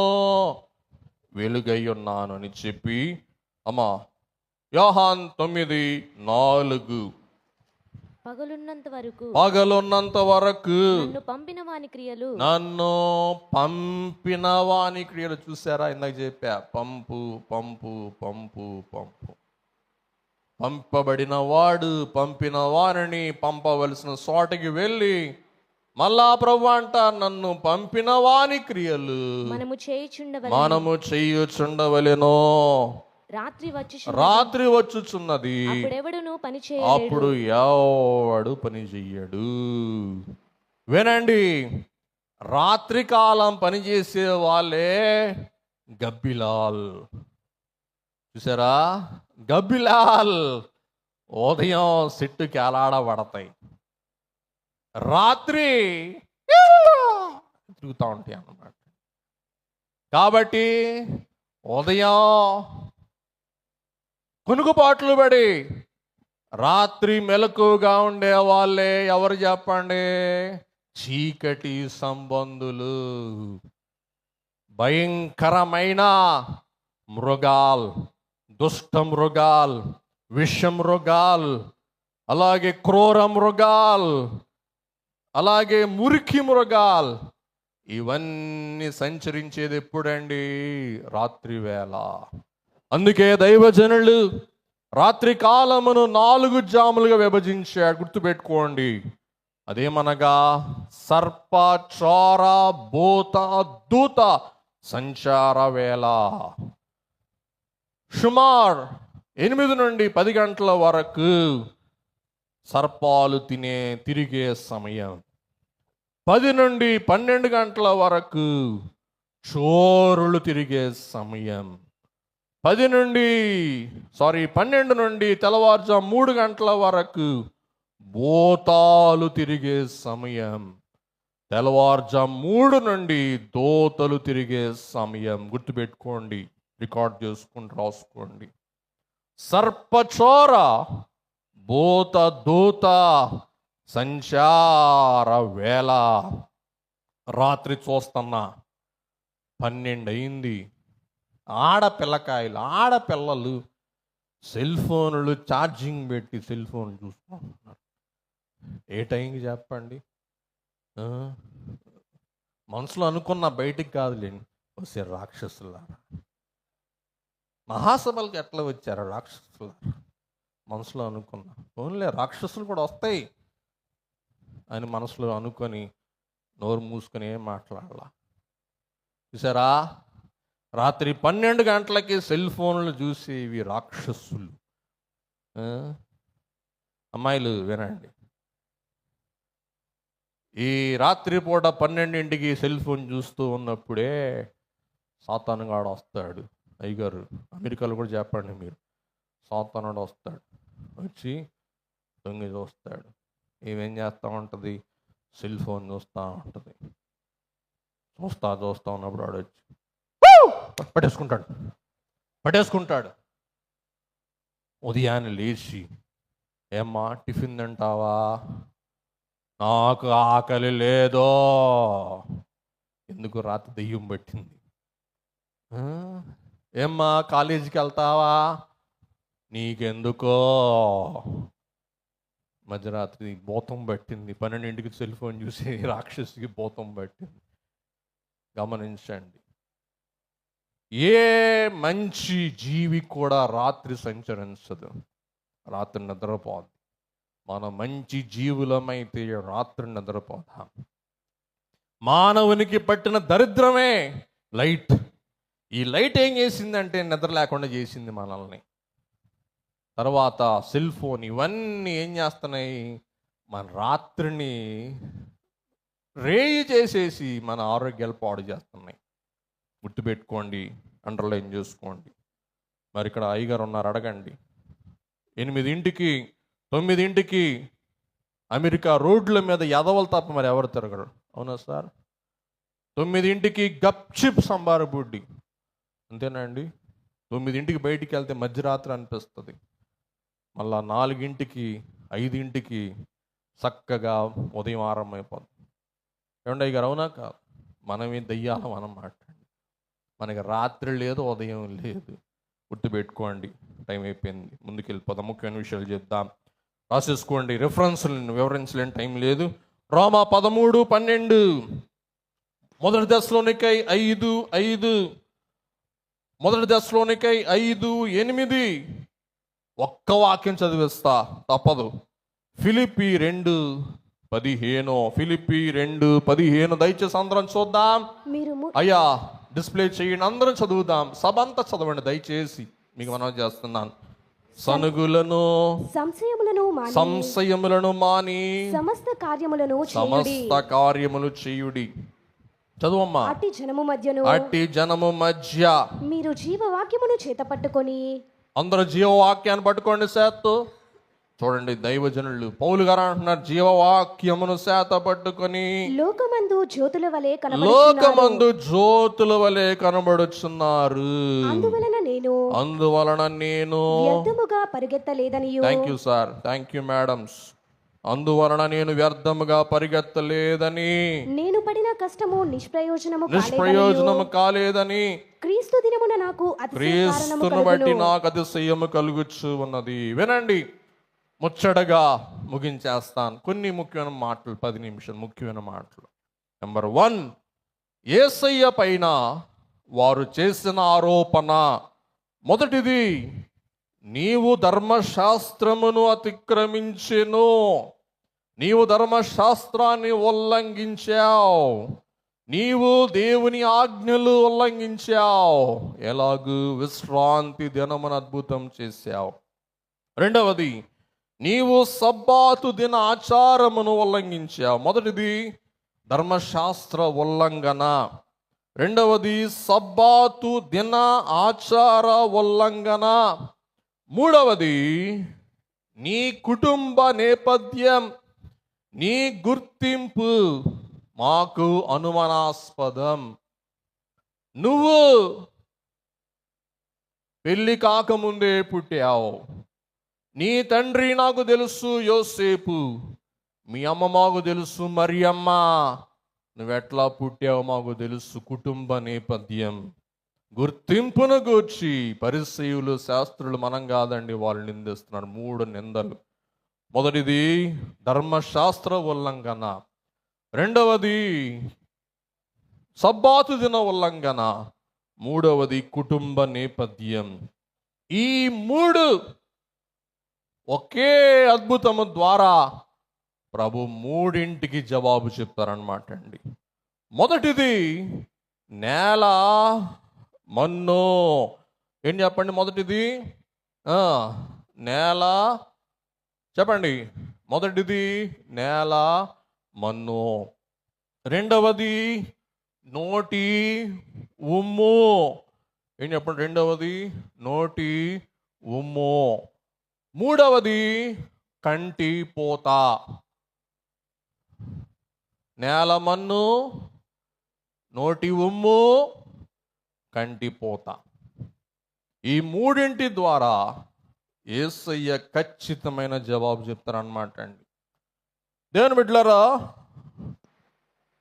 యేసుక్రీస్తు ప్రభువే ఈ అద్భుతం చేయటానికి గల ముఖ్య అంశమేమనగా, వినండి, యూదులైన వారంటండి టాల్మండ్ ప్రకారం, ఇది ఒక బోధకుడు చెప్పిన మాట, నేను ఆశ్చర్యపడి. టాల్మండ్ ప్రకారం, టాల్మండ్ అని వారి ధర్మశాస్త్ర వాక్యం కాదు, నియమం ప్రకారం విశ్రాంతి దినమున మట్టిలో ఉమ్మేయకూడదు అంటండి.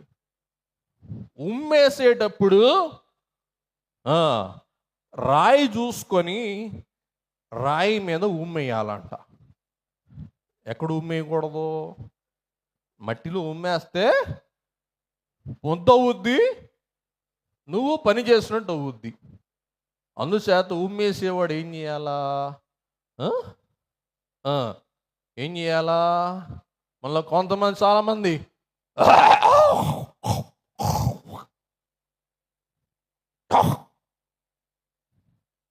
ఎక్కడ వేయాలి ఉమ్ము?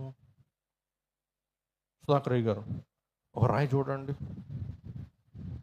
ఉమ్మేయాలి రాయి చూడండి సార్. నాకు మైక్ ఉంచినందుకు మీకు మరణాతల్లో పగిలిపోవాల మైక్. ఎక్కడ వేయాలంటే ఉమ్ము రాయి చూసి మట్టి మీద పడకుండా రాయి మీద వేయాలంట ఉమ్ము. వేసినప్పుడు వాడు ఆజ్ఞ ఉల్లంఘించట్ల.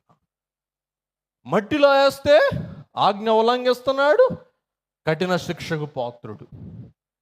అందుకు యేసయ్య నేను పంపబడిన వాడని రుజువు చేయటానికి, ఏయ్ మీ ధర్మశాస్త్రం ఏంటి బోడి, నేను నేల మీద ఉమ్మేస్తా, మన్నుతో మందు చేస్తా, కంటికి ఔషధముగా రాస్తా, నేనేం చేస్తానో చూసుకోండి అని ప్రభు సవాలు చేస్తున్నాడు. ఎవరితో? ధర్మశాస్త్ర ఉపదేశకులైన పరిసయ్యులతో, శాస్త్రులతో. అందుకని ప్రభువు మాటతో లాజరును లేపిన మహత్తు గల మహిమా సంభూతుడు, అలాగే 4 రోజులు కుళ్ళిపోయిన దేహానికి జీవమిచ్చిన మహత్తర మూర్తి, వస్త్రపు సింగుతోనే రక్తస్రావ రోగికి ఆరోగ్యం అనుగ్రహించిన ప్రభావ సంపన్నుడు. ఎంత పని చెయ్యాలా తప్పదు. ఎందుకంటే పరిసయ్యుల శాస్త్రుల నోర్లు ముయ్యాలా. ఆయన నోరులు ముయ్యాలంటే చేతి కార్యం చెయ్యాలా. అందుకే మన్ను తీశాడు, కష్టపడి ఉమ్మి వేశాడు, వాని కనులకు రాశాడు. పరిసయ్యులు శాస్త్రులు చూస్తున్నారు. ఓ మన ఆజ్ఞ ఉల్లంఘించాడు, మట్టి చేసాడు, పోయి కడుక్కో, అది కూడా పని. రే గుడ్డోడ నీకు పని చెప్పాడు ఆయన. ఆయన ఎవర్రా?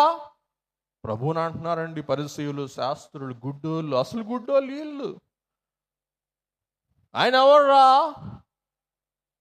ఆయన పరిశుద్ధుడా? ఆయన పరిశుద్ధుడైతే సబ్బాతును ఉల్లంఘిస్తాడా? ప్రభు అంటున్నారు, విశ్రాంతి దిన అధిపతిని నేను అని రుజువు చేయుటకు నేను ఈ కార్యం మీ కనుడు ఎదుట చేశాను అని ప్రభువు స్థాపన చేస్తారనమాట అండి. దేవుని బిడ్డలారా, ఇక్కడ మనకు ఈ కార్యం అర్థం కాదు, కానీ ఆ కాల ప్రతి యూదునికి ఈ కార్యం తేటగా పొట్టొచ్చినట్లుగా కనబడుట మనం గ్రహింపగలం. యేసయ్య ఇక్కడే కాదండి, మన ప్రభువు ఇంచుమించు మరొక 2 పర్యాయాలు ఉమ్మితో అద్భుతం చేయుట మనం చూస్తాం. చదువుకుందాం. మార్కు సువార్త 8వ అధ్యాయం 22 నుండి 24 వచనాలు. అంతలో వారు, అలాగే పాప మార్కు సువార్త 7వ అధ్యాయం 32 నుండి 35 వచనాలు. అంతలో వారు బెత్సయిదాకు వచ్చిరి. అప్పుడు అక్కడి వారు ఆయన యొద్దకు ఒక గ్రుడ్డివాణి తోడుకొని వచ్చి వాని ముట్టవలెనని ఆయనను వేడుకొనిరి. ఆయన ఆ గ్రుడ్డివాణి చెయ్యి పట్టుకొని ఊరి వెలుపలికి తోడుకొని పోయి వాని కన్నుల మీద ఉమ్మివేసి వాని మీద చేతులుంచి, నీకేమైనను కనబడుచున్నదా అని వాని అడుగగా, వాడు కన్నులెత్తి, మనుషులు నాకు కనబడుచున్నారు, వారు చెట్ల వలె నుండి నడుచుచున్నట్లుగా నాకు కనబడుచున్నారనెను. అంతటా ఆయన మరలా తన మార్కు సువార్త 7వ అధ్యాయం 32 నుండి 35 వచనం గబగబా. అప్పుడు వారు చెవుడు గల నత్తివానిని ఆయన యొద్దకు తీసుకుని వచ్చి వాని మీద చెయ్యి ఉంచుమని ఆయనను వేడుకొనిరి. సమూహములో నుండి ఆయన వారిని ఏకాంతమునకు తోడుకొని పోయి వాని చెవులలో తన వ్రేళ్లు పెట్టి వాని చెవులలో వేలు పెట్టి ఉమ్ము వేసి, చూసారా, ఉమ్మి వేసి వాని నాలుక ముట్టి, ఉమ్మితో వాని నాలుకను ముట్టి ఆకాశం వైపు కన్నులెత్తి వినండి వినండి వినండి వినండి వినండి వినండి సందర్భం వచ్చింది చెప్తున్నా. చాలా మంది ఏమంటారంటే తలలోంచండి ప్రార్థన చేసుకుందాం అంటారు. ఏం చేస్తారు చెప్పండి? అందరూ చెప్పండి గట్టిగా. తలలు వంచి ప్రార్థన చేసుకుందాం. మన పెద్దలు అనేవారు తలలు ఉంచితే నరకం కనపడతారు పిచ్చోడు అనేవారు. మొన్న నేను చూసా, మీరు చూడండి, యూట్యూబ్లో ఉంటుంది. ట్రంప్ గారి ప్రమాణ స్వీకార దినమున ఆయనను దీవిస్తూ అభిషక్తులు ప్రార్థన చేశాడు. ఆ అభిషక్తులు ఆకాశం వైపు కనులెత్తి గాడ్ బ్లెస్ అవర్ ప్రెసిడెంట్ అని ప్రార్థన చేశాడు. ఎవడు తలకాయ దించలా. ఎవరో లోరెన్స్ సోవెల్ అంట తలకాయ పైకెత్తే ప్రార్థన చేశాడు. నేను అనుకున్నా, ఓహో, మనం మట్టి వాళ్ళం, కిందకి మట్టి వైపు తల పెట్టి ప్రార్థన చేస్తాం. కానీ ఏం సార్ అయ్యగారు చూసారా, ట్రంప్ ప్రమాణ స్వీకారం చూసారా? తలకాయ పైకి ఎత్తారా కిందకి పెట్టారా? పైకి ఎత్తారు. మీ ఊర్లో లెట్స్ బౌ డౌన్ అంటారా, లెట్స్ లిఫ్ట్ అవర్ హెడ్స్ అంటారా? చేతులు కూడా పైకి పెట్టాడు. గమనించండి, యేసయ్య ఆకాశం వైపు కనులెత్తి ఆయన ఒక్కసారి భూమి మీద తల మోపుతారు. ఎక్కడంటే వేదనతో గెత్సెమనీలో, ఆ ఒక్క చోట తప్ప ప్రతి చోట దైవజనులకు కూడా ఎక్కడ నిద్ర వస్తుందో అని చెప్పి ఈ మధ్య ఫోటోలు కూడా చూసా. ఈ తలకి పైన ఒగ్గికి తాడు కట్టుకునే వాళ్ళంట, కునుగుపాటు వస్తుందేమో అని చెప్పి.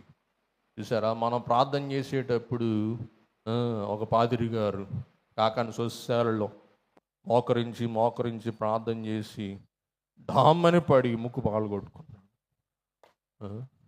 మనకు ఆ వరం లేదులేండి, ధన్యులం. అంచేత మనం కూడా ఏం చేస్తాం, ప్రార్థన చేస్తూ వాక్యం చదువుతూ నిద్రపోతున్నావా లేదా ధ్యానం చేస్తున్నా? దొంగలం, బోటకంలో మనమే అంటున్నా. నేను కూడా మీద కలుపుకున్నాం, వాస్తవమే. మరి ముందుకు వెళ్దాం దేవుని బిడ్డలారా. ఇక్కడ మనం చూసినట్లయితే యేసుక్రీస్తు కుటుంబ నేపథ్యం మనం ఆలోచిస్తే ఆదికాండం 21:6-21 తన వాగ్దాన కుమారుడు దేవుని ద్వారా అందుకున్న మీదట అబ్రహామే ఇష్మాయేలును తోలివేస్తాడు. ఇక్కడ వాగ్దాన పుత్రుడు లేక వారసుడు కాని వాడు అనే వ్యత్యాసం చూస్తూ ఉన్నాను. అందుకే అమలారా, ఓపిక ఉందా, నిరసం వచ్చిందా? ఒక చరణం పాడుకుందాం 10 నిమిషాలు. దేవుని వారసులం. Thank you. అందరం పాడదాం.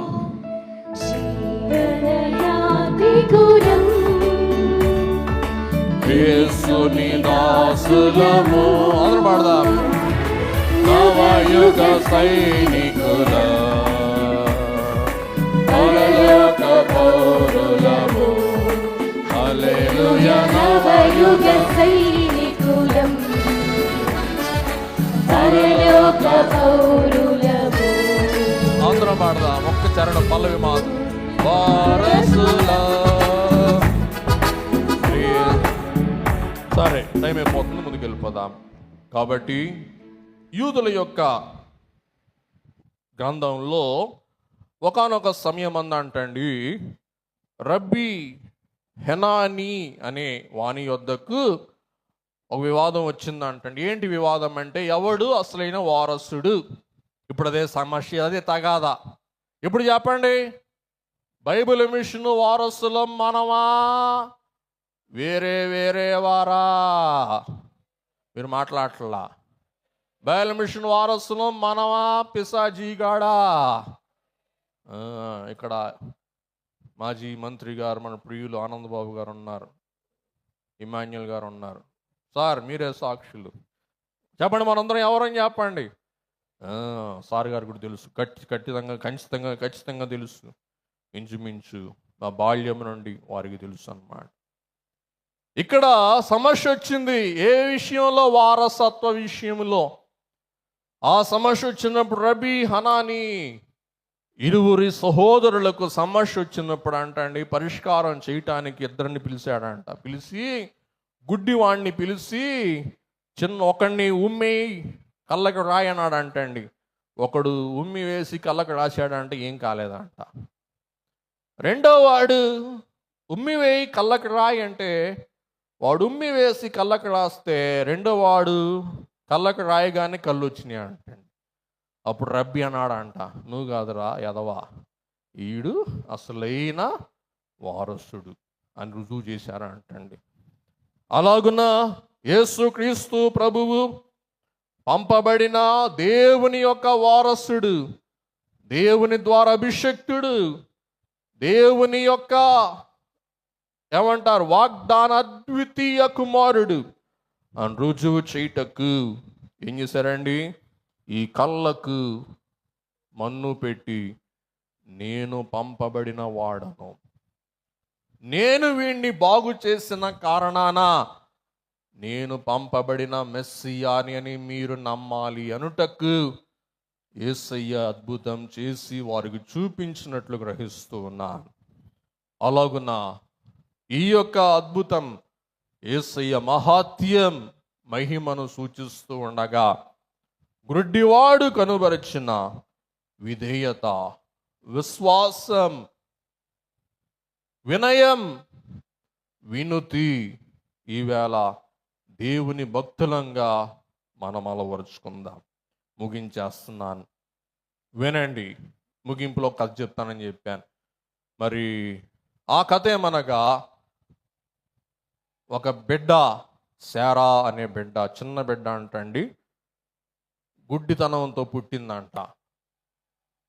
ఈ బిడ్డ అంధత్వం బట్టి తల్లి ఆవేదన పొంది ఆక్రందనతో విలవిలలాడిపోతూ, ఎవరైనా కావచ్చు గాక నా బిడ్డకి కళ్ళు ఇస్తే నా బిడ్డ చూడాలా అని ఆశతో అపేక్షతో ఏ వైద్యుడైనా సరే కళ్ళు ఇవ్వగలడంటే తన కుమార్తెను తీసుకొని పరిగెత్తుకుని వెళ్ళేదంటండి. ఒకానొక రోజు ప్రసిద్ధిగాంచిన వైద్యుడు తన యొద్దకు వస్తూ ఉన్నాడు, తన ఊరికి వస్తూ ఉన్నాడని విన్న ఈమె తన బిడ్డను తీసుకొని వైద్యుని యొద్దకు వెళ్ళిందంటండి. సార్, డాక్టర్ గారు, నా బిడ్డకి చూపిస్తే అదే చాలు, నేను మీకు జీవితాంతం రుణపడి ఉంటాను అన్నాడంట. ఎంత పని అమ్మా, నేను చక్కగా ఆపరేషన్ చేస్తా, కళ్ళకి చూపిస్తా. మరి ఆపరేషన్ చేయాలని నీకు ఇష్టమా? నా బిడ్డకి కళ్ళు వస్తే చాలు, మీరు నన్ను కానీ నా బిడ్డను కానీ ఏం చేసినా పర్వాలేదు. చూడండి తల్లి తపన. బిడ్డను తీసుకొని వచ్చాడు, ధైర్యము నిరీక్షణతో ఆపరేషన్ చేశాడు. దేవుని బిడ్డలారా, ఆపరేషన్ చేసి కంటికి స్టిచ్చర్స్ వేసాడు, కంటికి కుట్లు వేసాడు. కుట్లు మానాయి, కన్ను రెప్పలు తీయాలా, కన్ను వచ్చిందో లేదో, ఈ శస్త్రచికిత్స సఫలమైందో లేదో నిర్ధారణ ఈ రోజు చేసింది. వెంటనే డాక్టర్ గారు ఈ బిడ్డకి నేను చేసిన ఆపరేషన్ సక్సెస్ అన్నట్టుకు రుజువుగా మెల్లమెల్లగా కుట్లిప్పదీస్తున్నారంటండి. కుట్లిప్పదీసిన వెంటనే కళ్ళు తెరవని ఆ బిడ్డ కళ్ళు తెరిచి ఈ సృష్టి చూసి జీవితంలో మొట్టమొదటిసారి కళ్ళల్లో విలవిల విలవిల విలవిల ఏడుస్తుందంటండి. పాపం తల్లికి కూడా బాధేసి తల్లి కూడా కన్నీరు గాడుస్తుందంట. ఏమ్మా, దేవుడు నీకు కళ్ళిస్తే ఎందుకు కన్నీళ్లు గారుస్తావు, సంతోషించొచ్చు కదా అంటే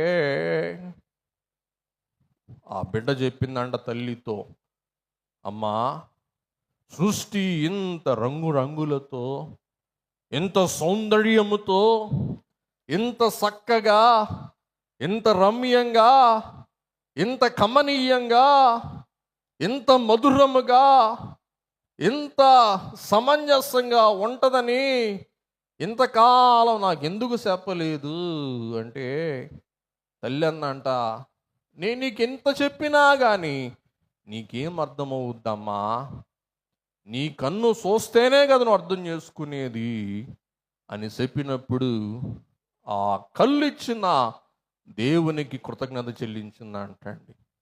ఈవేళ మనం కళ్ళతో దేవుణ్ణి మహిమపరచక మనమందరం కుళ్ళుబోతోళ్ళంగా మారి, కన్నులున్న అహంకారులంగా మారి, సృష్టిలోని సౌందర్యము కాక సృష్టిలో ఉన్న వంకరంతా చూసి పేర్లు పెట్టే దౌర్భాగ్యులమై ఉంటే ఈవేళ మన మనస్సు మార్చుకుందాం.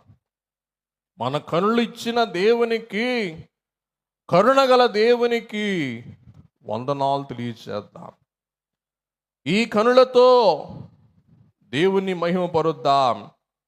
ఈ కనులతో మనం సౌందర్యమును పెంపొందింప చేద్దాం. ఈ కనులతో దేవుణ్ణి మహిమపరుద్దాం. దేవుడు చేసే ఈ మహత్కార్యాలను వీక్షించి మన పెదవులతో అనేకులకు సాక్ష్యం చెబుదాం. అట్టి బాహ్య నేత్రం, అట్టి అంతరంగ మనో నేత్రం ఈ మహోత్సవము ద్వారా ప్రభు మనందరికీ ప్రసాదించును గాక. దయగల ప్రభు, కృపగల తండ్రి, గుడ్డివానికి చూపించి నీ మహిమను, మీ ప్రభావం రుజువు చేసుకున్న దేవా, మీకు వందనాలు, స్తోత్రాలు చెల్లిస్తూ ఉన్నాం. కళ్ళున్న మేము నీ మహిమను చూచి మేము కొనియాడలేక, ఈ మహత్కార్యమును వీక్షించి మహిమాన్వితుడా నిన్ను మహిమపరచలేక, దేవా మా దృష్టి చెడ్డదైతే మా దేహమంతా చెడిపోద్దని మీరే సెలవిచ్చాడు. కాబట్టి ఈవేళ మా నేత్రమును శుద్ధి చేసి, మా నేత్రముతో నీ మహిమను వీక్షించి, ఎంత సుందర సృష్టిని సక్రమముగా దాని కాలమందు అమర్చి సృష్టి ప్రక్రియ గావిస్తూ ఉన్న నిన్ను మనసారా కీర్తించి మహిమపరచి స్తోత్రించు కృపను అనుగ్రహించి మేమందరం వాక్యములో రాయబడిన అందుని వలె నీ మాట వినేవారముగా, నీ మాటకు అవుననే వారముగా, నీ మాట నిజమే అని నమ్మేవారముగా, నీ మాట చొప్పున జీవించి నీ మహిమ ప్రభావములు మేము అనుభవించు వారముగా మమందరినీ రూపుదిద్దుమని కనులు, మనోకనులు మనకు దయచేయు క్రీస్తు యేసు ప్రభు ద్వారా వేడుకొని ప్రార్థిస్తూ ఉన్నాం మా పరమ తండ్రి. ఆమేన్. మిషన్ అధికారులకు, గవర్నింగ్ సభ్యులకు, దైవ అభిషక్తులకు, అలాగే మహోత్సవం ఇచ్చేసిన విశ్వాస భక్త సమాజమై ఉన్న ప్రభునందు ప్రియులై ఉన్న మీ అందరికీ మరణాత దేవుడు మనల్ని బహుగా దీవించును గాక. ఆమేన్.